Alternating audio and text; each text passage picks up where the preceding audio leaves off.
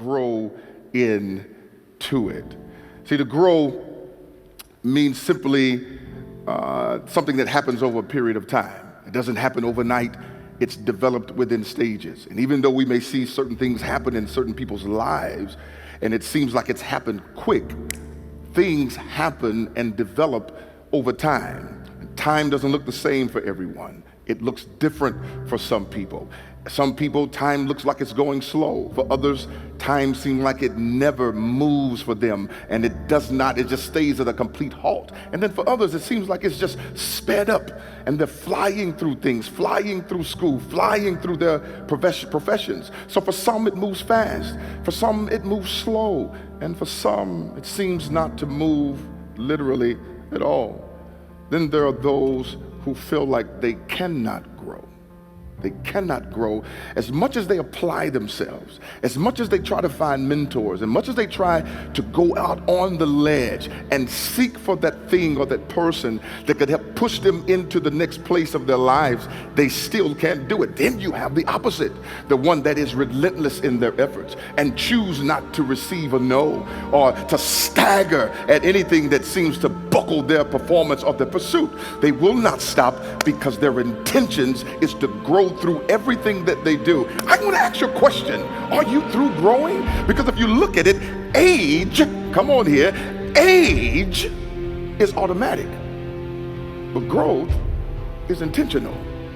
Do you intend to grow? Do you want to grow?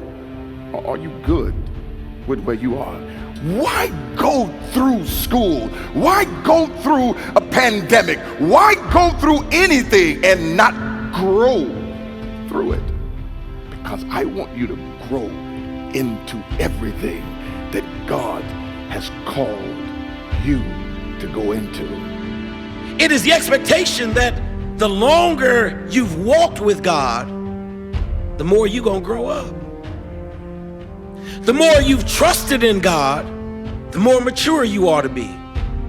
As many times as God has answered a prayer and snatched you out of some stuff, something inside of you should have changed by now. Your walk should be different by now. Your life should be different by now. As many times as you needed God to show up and the Lord showed up, something in you ought to have matured. Paul presses growing up. Listen at what he says in verse 11. When I was a child, I spoke as a child, I understood as a child, and I thought as a child. But at some moment, I grew up. And when I grew up, I decided to put away childish things, because grown folk have no business acting childish. Paul says, listen, this is part of my maturation, that I grew in my walk with God. And notice the three ways Paul talks about growing in Christ. They are exemplary for you and me. He says, I put away childish things. What were those childish things? Well, go back to the beginning. I spoke as a child, I understood as a child, I thought as a child. Paul says, here's the first thing that shows you're growing up: when you change your speech. He said, I had to put away childish talk. It's easy to assume that Paul is talking about changing what comes out of your mouth. That the more you grow, you ought to talk differently. But that's not at the core of what he's speaking. When Paul says, I spoke as a child, he's saying that when I was young, I made the mistake of revealing my inner stuff to the wrong people. That childish talk talks too much to too many people about too many things they ain't got no business knowing nothing about. Let me tell you how you know immaturity. Immaturity reveals itself in the wrong place. You know immaturity. Post everything. Tweet everything. If you're still talking to them more than you talk to him, you ain't grown. Paul says, no, I've got to change my speech, because when I was a child, I spoke as a child. I understood as a child. Not only do I need to change who I'm talking to, but Paul says I need to change my understanding. Paul says what I have to change is how I see myself. And when you have a view of yourself that has been shaped year after year, even generation after generation, by stereotypes or by generalizations or by failures, it comes to a point where you really start to believe that nothing good can come from you. And some of you are right there today, trapped in Nazareth, because you got some things in your past and some of them aren't even your fault. But just because it wasn't your fault doesn't mean it's not your prison. And in this room, there is sexual molestation that happened 23 years ago and still dominates your perception of what your future can be.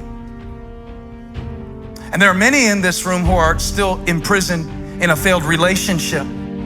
The relationship failed 5 years ago, but you are living in it in this very moment. Nazareth.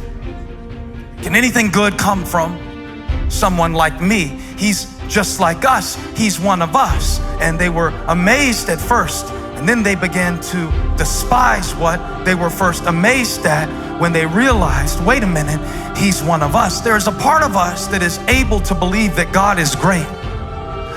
But when we try to reconcile the fact of his greatness with the reality of our brokenness, we start to feel like these people. And we push Jesus away. And it's not that we can't believe that he's great. It's just that we can't believe that anything good could come from our life. Because there's so much that I don't know, and there's so much that I should have done, and so much that I shouldn't have done. And now I'm trapped in Nazareth because, see, I've made some mistakes, and I know Jesus is a healer, and I know he's amazing, and I know he's a miracle worker. It's not his miracle working power that's in question here. It's me. I'm trapped in Nazareth.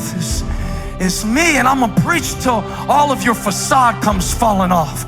Because you come in this church and you look at me a certain way and you come with this sterile approach to God, but he can't do what he really wants to do in your life because you're trapped in Nazareth. So you'll listen to me preach, and you'll sing a few songs, and you'll say a few prayers, but Jesus is limited in what he can do through your life because you are trapped in what you were. Nazareth was so unknown and so disregarded that Nathanael's first response was, not Nazareth, not Nazareth, like the devil tells you, not you. You really think you can raise those kids? You never saw it done. What makes you think you're gonna be any better than your dad was?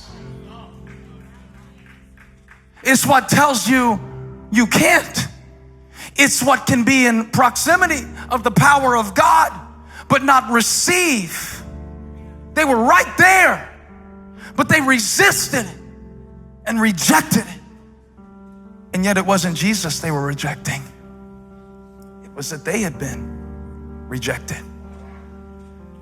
When people have said something about you long enough, you start to believe it's really true. And I am convinced that the people of Nazareth that day were not rejecting Jesus as much as they were rejecting themselves. See, you have to develop your view of who God is through the prism of who you think you are. And if you believe the rest of your life that you are worthless, it will be very hard for you to worship a God who thought you were worth dying for.